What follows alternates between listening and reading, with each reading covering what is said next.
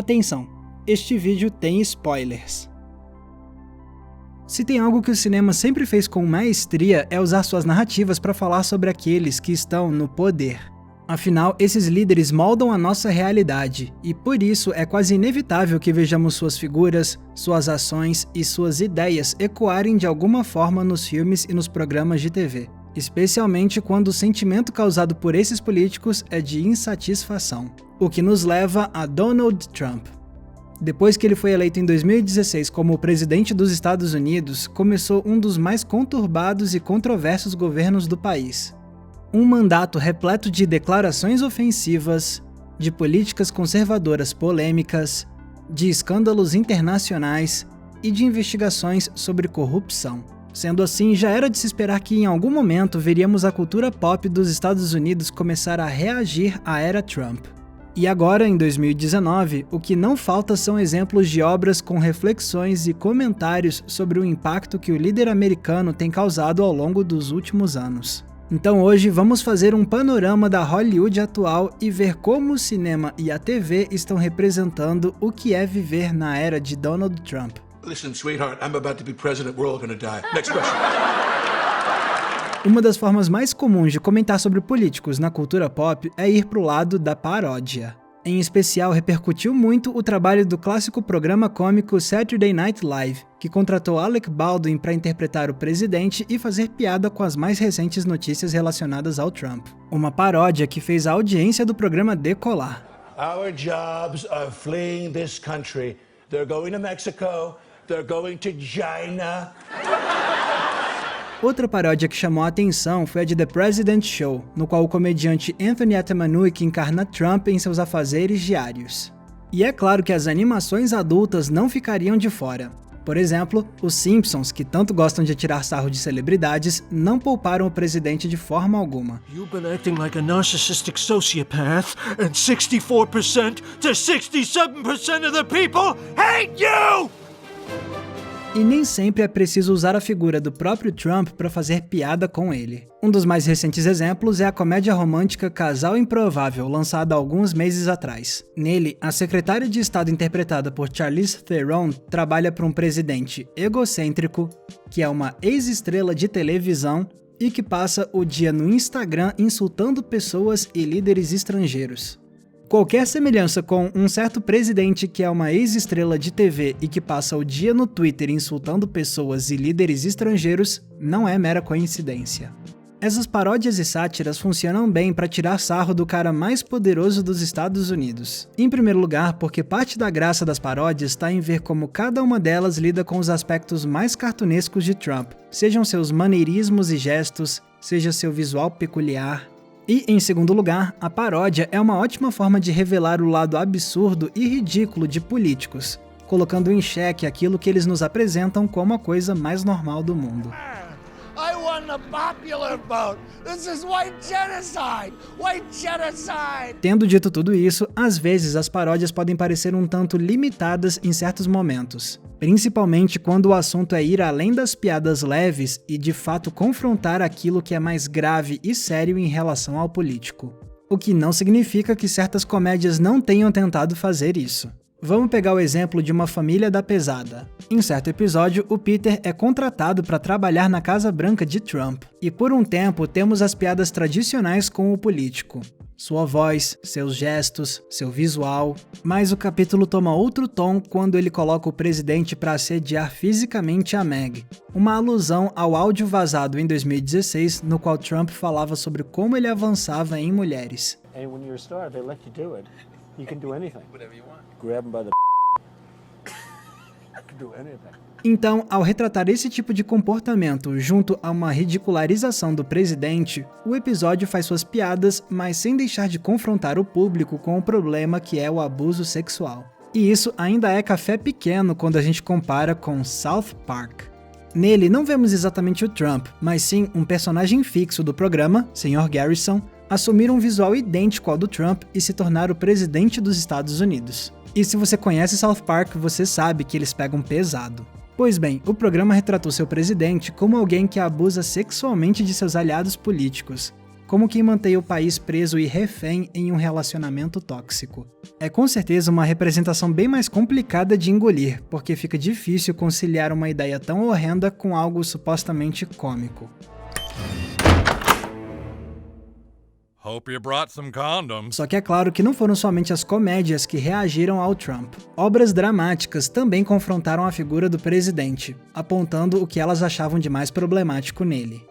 Não tem como esquecer, por exemplo, de Infiltrado na Clã, o filme de Spike Lee sobre um policial negro nos anos 70 que cria uma investigação contra a Ku Klux Klan. Sim, durante quase toda sua duração, esse filme é uma comédia. Tanto que temos alfinetadas sutis como essa aqui. Come on.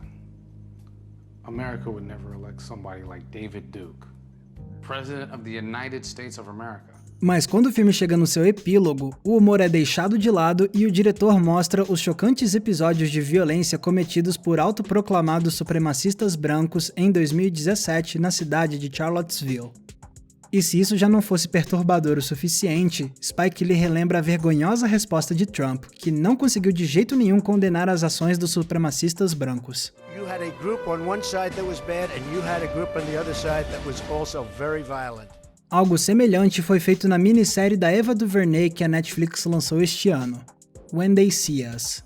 Ela conta o caso real de 5 adolescentes negros e latinos que foram injustamente acusados de atacar e estuprar uma mulher no Central Park no fim dos anos 80. E o programa fez questão de relembrar como se comportou o futuro presidente quando o caso veio à tona. Trump não só condenou publicamente esses rapazes, como pagou por anúncios em jornais pedindo o retorno da pena de morte para que os adolescentes fossem executados. Uma opinião horrenda que, é claro, abalou profundamente as famílias dos jovens. E se você acha que a situação teria mudado muito hoje, depois que os 5 homens forem inocentados por provas de DNA, você se engana. Até agora, Trump se recusa a pedir desculpas aos homens ou até mesmo a admitir que eles eram inocentes. O que só faz essa cena aqui soar mais amarga ainda. Don't worry about it. It's 15 minutes almost up. E também vale apontar dramas que tem o Trump, mas que também ao mesmo tempo não tem o Trump. Um exemplo? O recente sucesso Coringa. O filme pode não ter o Trump como um personagem, mas nele vemos uma versão de Thomas Wayne que remete ao atual presidente dos Estados Unidos. Afinal, ele é um empreendedor milionário que decide ingressar na política com um discurso de que vai restaurar Gotham City aos seus dias de glória, quase um Make Gotham Great Again. E isso sempre se aproveitando de seu poder midiático para dar duras opiniões em rede nacional. E se isso tudo não fosse o bastante, é só lembrar que, originalmente, quem ia interpretar o Thomas Wayne no filme ia ser o Alec Baldwin, que supostamente havia sido cotado para o papel por conta de sua celebrada paródia do Trump. Okay, fine. Russia hacked the election. Are you happy, Mom? Next question. Yes, you, sir. Agora, nem sempre uma obra precisa ter o Trump ou um quase Trump para fazer um comentário sobre o impacto desse político no mundo atual. Às vezes, as obras falam sobre os temas que se tornaram mais proeminentes desde que Trump virou presidente. Aquelas grandes pautas que se tornaram pontos de discussão no mundo inteiro na era Trump. Um dos principais exemplos é a questão da supremacia branca, um movimento que ganhou mais força nos últimos anos, enquanto o Trump passava pano para eles, como a gente viu com o epílogo de Infiltrado na Clã. E é assustadora a ideia de que um movimento tão perigoso ainda esteja vivo com tanta força nos Estados Unidos. É por isso que cada vez mais temos visto obras trazerem supremacistas brancos na posição de vilões. Aqui dá para retomar a comédia Casal Improvável, que começa mostrando o jornalista interpretado por Seth Rogen infiltrado numa comunidade neonazista. Outro exemplo é Skin, que venceu o Oscar de melhor curta-metragem no início deste ano. Nele, vemos um supremacista branco aterrorizando uma família de negros e influenciando a visão que o filho dele tem sobre questões raciais. Sem contar também que essa temática tem sido um dos pontos centrais da nova série de Watchmen da HBO. No episódio piloto, temos uma chocante abertura que mostra o massacre cometido por brancos contra negros em 1921 na cidade de Tulsa. E quando a linha do tempo avança, vemos que os grandes vilões do seriado são uma organização de supremacistas brancos que tem o Rorschach como inspiração, por mais que o próprio Rorschach não tenha sido um supremacista branco. We are no one. We are everyone. We are invisible. Outra grande temática da era Trump são as fake news. Por mais que o presidente use esse termo para desqualificar qualquer notícia da qual ele não goste, ele também pratica fake news. constantemente divulgando informações falsas para consolidar sua visão política. Basta lembrar de como Trump sempre deu declarações falsas para criar pânico em relação a estrangeiros, incitando ainda mais xenofobia com imigrantes e com refugiados. E foi por isso que me chamou a atenção quando eu vi alguns blockbusters deste ano abordarem narrativas semelhantes. Um exemplo é o recente Malévola, Dona do Mal. Nele, a rainha interpretada por Michelle Pfeiffer é uma governante que espalha mentiras sobre a Malévola e sobre as criaturas mágicas da floresta para deixar o povo do reino mais amedrontado e justificar uma tentativa de genocídio contra os seres mágicos. Essencialmente, ela é uma líder política que usa fake news para consolidar um projeto xenofóbico. Outro caso parecido é o de Homem-Aranha Longe de Casa. Depois de certo tempo, o filme revela o grande segredo do vilão Mistério. Ele usa hologramas de alta qualidade para inventar cenários falsos de perigo e então posar de herói que salva o dia. Então é como apontou o site Collider em seu texto sobre o filme. Essencialmente, o vilão do filme é uma figura de liderança que usa mentiras para exacerbar o pânico dos cidadãos e usar essa ameaça imaginária para se firmar como um grande herói do povo. Beleza, o Mistério pode não ser uma referência direta ao Trump, mas ele com certeza reflete um medo de como mentiras podem ser extremamente perigosas nas mãos de homens poderosos. Fire all the drones now! E não tem como falar de temas que ganharam proeminência na era Trump sem citar o movimento Me Too, que trouxe um fortalecimento do combate das mulheres contra o machismo e o abuso sexual. Nessas horas, não tem como esquecer de obras como The Handmaid's Tale, que continua falando sobre os horrores de ter um governo que prega a subjugação de mulheres em todos os aspectos sociais.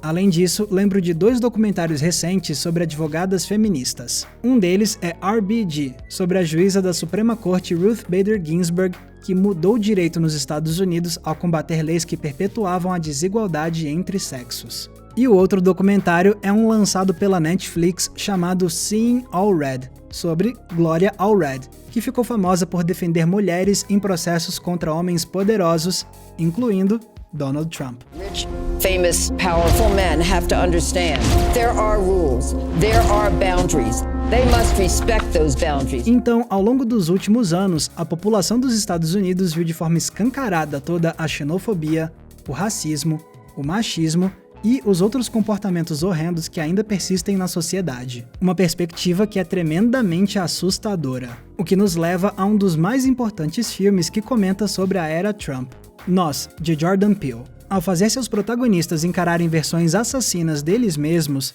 Peele criou uma poderosa história sobre os horrores de um país que olha no espelho e vê um lado terrível de si mesmo, descobrindo que os vilões podem ser eles. Until one day, the shadow realized she was being tested by God.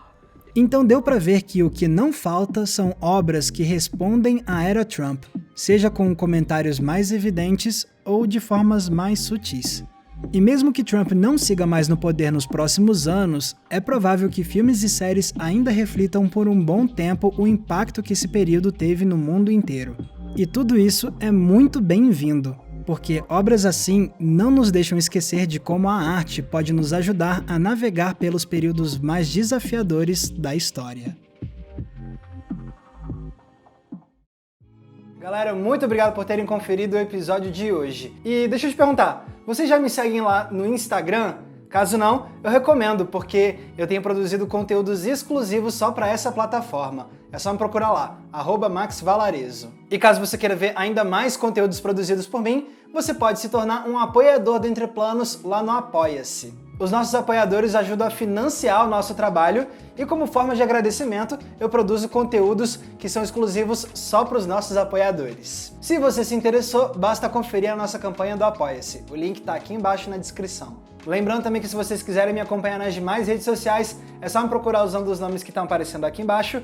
E não se esqueçam, é claro, de curtir esse vídeo e se inscrever aqui no Entre Planos para não perder nenhum dos nossos episódios. Mais uma vez, muito obrigado pela audiência, um abraço e até a próxima sessão.